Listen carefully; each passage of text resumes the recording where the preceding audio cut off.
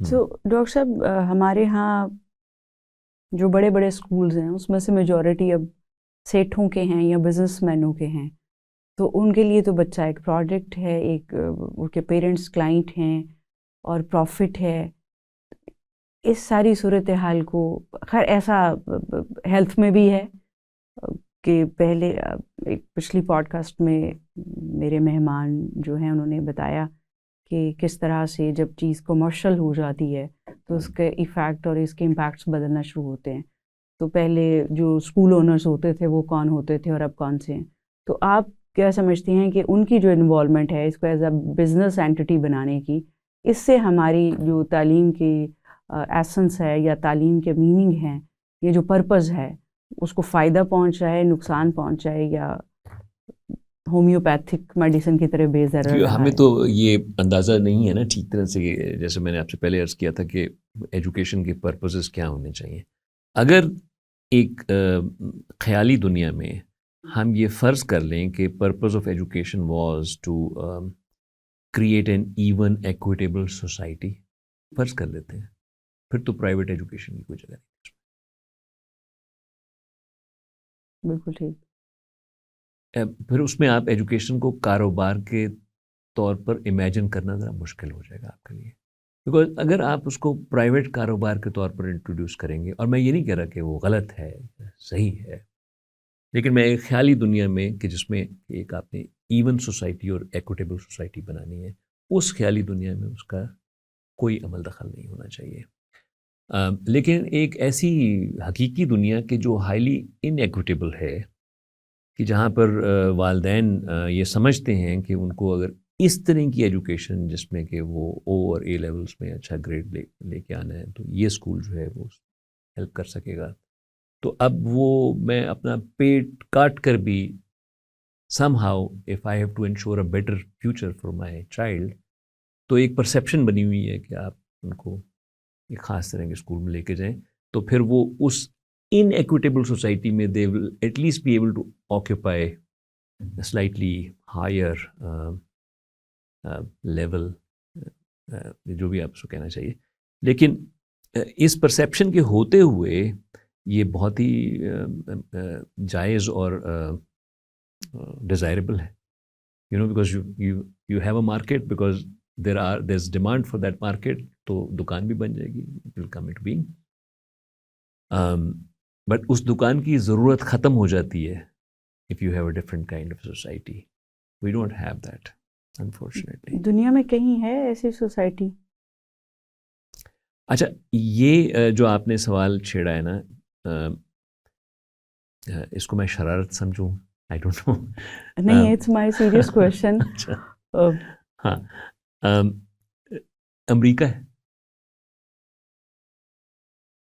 तो हाईली, इसका इसका मतलब नहीं इसको ये वाजे करने की ज़रूरत है हम्म। ज़रा।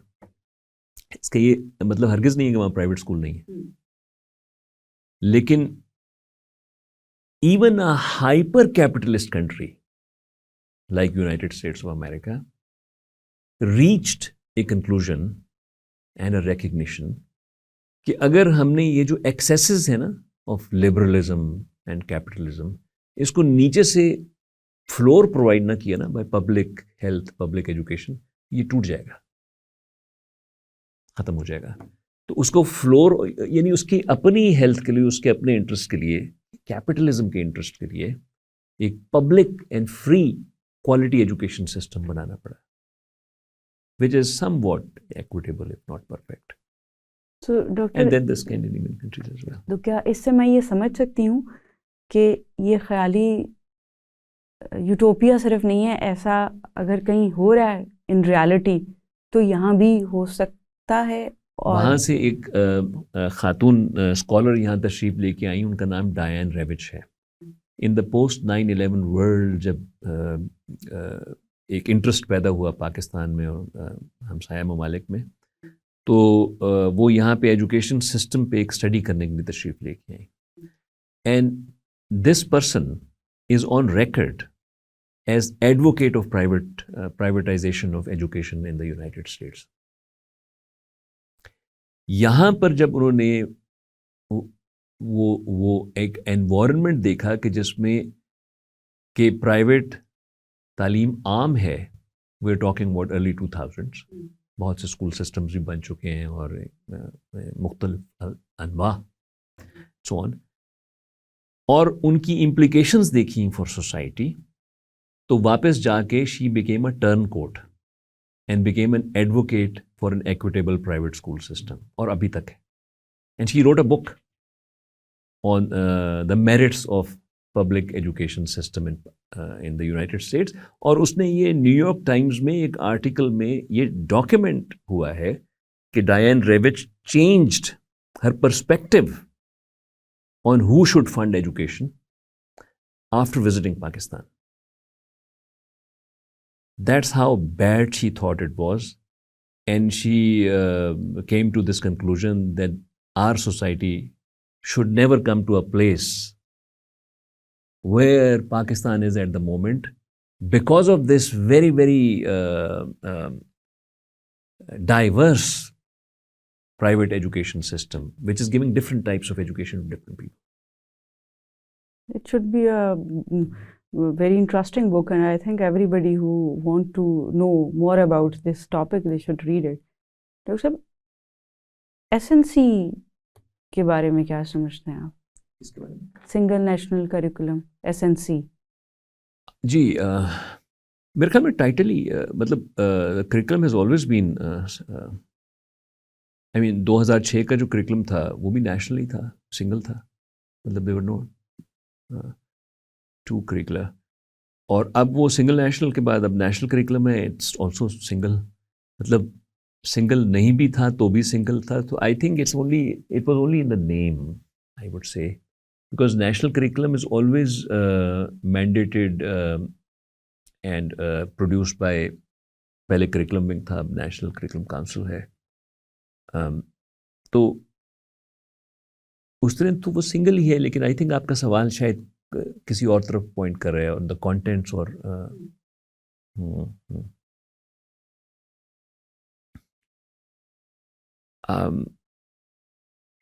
I only have one comment on that, which is that whether it's the 2006 or the recent curriculum or the single national curriculum, we leave no white space for our children. मैंने कंपैरिजन किया था of the number of student learning outcomes. ये वो statements हैं, student learning outcomes in the curriculum, and they tell you what a student should know and be able to do. मतलब इस सवाल का जवाब वो डिफरेंट लेवल्स पे वो स्टेटमेंट्स हैं. अच्छा, अब उन स्टेटमेंट्स के अगेंस्ट आप टीचिंग एंड लर्निंग मटेरियल्स बनाते हैं और फिर टीचिंग को स्ट्रक्चर करते हैं. और स्कूल का काम ये है कि अगर एक साल के लिए अगर 100 स्टूडेंट लर्निंग आउटकम्स हैं, वन आफ्टर द अदर, ये तमाम पूरी कर. So they in some ways define the pace of instruction as well.